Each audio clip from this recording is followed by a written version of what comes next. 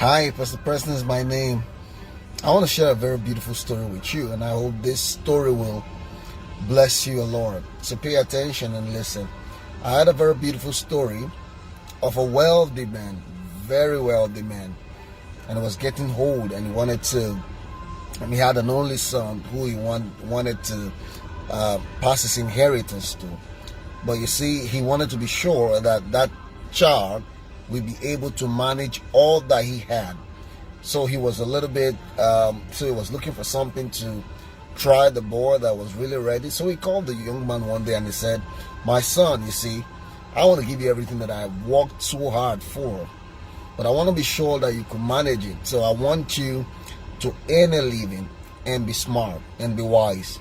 And then the son said, "Oh yeah, Dad, I'm smart and wise. Don't worry, I can manage all the stuff that you have. Okay?" And then the father said, "Okay, if you can, then I want us to start like this." Then the dad says, "Okay, I want you to get me $10,000. Then the young boy went to the mom and he says, "Oh, Daddy want me to get him $10,000. He wants to be sure I'm very smart. I'm earning already." And then mom said, "Oh, is that all?" Then mom counted $10,000 and gave to the son. So the son went to meet the father and said, "Dad, this is the $10,000.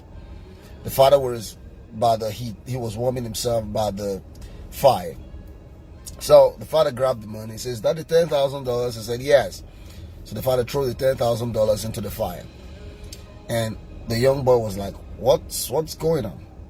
So the young boy watched the money burn. And then the father says, "Go get me another $10,000. The boy was like, "But you burned this one up." And then, he went back to his mom secretly and was like, "Mommy, he still needs another $10,000. Then the mother gave the boy the $10,000, went back to the dad. The dad took the money, threw it on the fire, and then the boy watched the money burn and was like, "What the hell?" And says, "Oh, well, no, I'm not going to do this anymore." So he went out. So the father says, "Oh, well, my son, I got you a very expensive car. It's in the garage. Go have it." The son took the car, started driving it. Was driving it and it crashed the car. Very expensive car, like something of a range, something like how will I call it now, a Bentley, something of that kind of nature. And then when that happened, the father was like, "Why?" So the father said, "Okay, no problem. You got to get out of my house, go get something doing. You can't crash my car, still be living in this house and all that." So the boy got off, went to get a little job. So he was working, and then he managed. He bought like a 1995 old car. Was driving it very carefully. So when the father heard what was going on, the father called him and says, "Hey, my son, come now." So the guy came. And it was like, "I can see you're doing good with yourself." And then the father says, "So can you get me $10,000 now?" He says, "Well, Daddy, I don't have $10,000, but can I do $5,000? He says, "Okay, that's fine. Get that for me." So the young boy brought the money. And like the father will do, grab the money, threw it in the fire. But this time, something changed. You know what happened? The young boy, dived the money in the fire and took it out and said, "Dad, don't do this. Did you know how much it cost me to save up this money?" And then the father says, "So that shows me that the one you were giving me before, that you watched me put in the fire, it wasn't your money. I suspected it would have been from your mother." But I was like, "How did you know?" He said, "Because if you work hard for your money, you will not watch me put it in the fire and not do anything about it." That taught me a great lesson. So he says, now that you know what it is to work for money, you can have the check of my old empire. And I know you can manage it now because you now know the worth of money.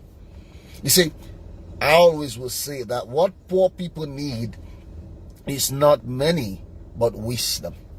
If you cannot earn a thing, there's a high tendency that you will mismanage it and not think anything about it. Do you know that a poor man could be saving up money, right, to do a vacation, all of his money, when he got a lot of problems or challenges to sort, a lot of investment to make, and then goes for the vacation and come back and start afresh again? right? Because he says, well, if that rich man can be doing it, I think I need to do the same. And then he's not thinking the rich man will be doing it out of his excess. But he wants to save up all his life and then go do that with all his life. Think about this. If you really don't know the word of money, you can manage it. Work hard. Know the value of things so you don't mismanage things, right? Solomon cried in Ecclesiastes 2. He looked at his empire and he says, all these I've built, I'm not sure what's going to happen with my son. How he's going to manage them, understanding what he had cost me to put them together. And then he says, vanity, oh vanity, and vexation of spirit is everything in this world. Right? In. Work hard and in. Paul said to them in Thessalonica, he says, he that will not work, let him not eat, because he might not know the value of what you had offered him. In fact, sometimes people might begin to see help as a right.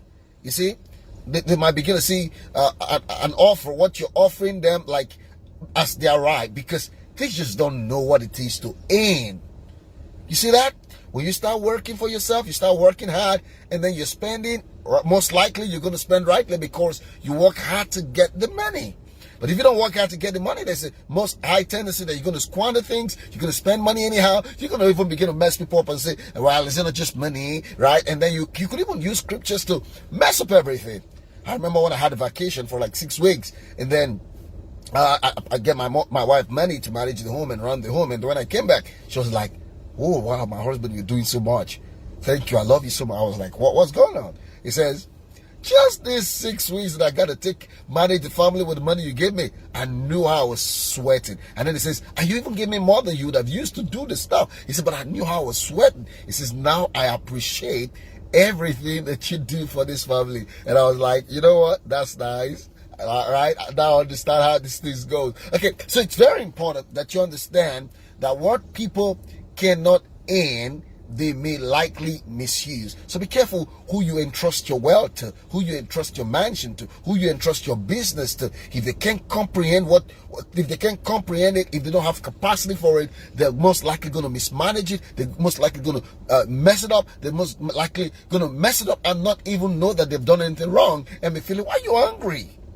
Because they don't know the worth of those things. So invest your life rightly, okay, and work hard, right? Don't sit at home. God created man to work. Immediately God was done with the garden, he told Adam, he says, dress the garden, right? When you don't work, when you stay idle, you're wasting your life. You're making those great abilities in you to decay, because the more you use them, the more they get fine-tuned, the more you develop more experience for yourself, the more you're adding values to yourself, and then the more you're growing, and then your earning capacity is growing. Work hard so you can understand the value for things, the true value for things, and become the best that God has made you to be. I love you so much. Pastor Preston is my name, and I hope this video blessed you. And if it blessed you, make sure you share with someone, right? And then go over my wall. There's so many videos like that you could enjoy from my timeline on Facebook, YouTube, Instagram, and all the platforms, social media platform, and then our website. They're so gonna bless your life, and they're gonna transform you, take you from less level of glory to glory. God bless you. I'll see you again next time.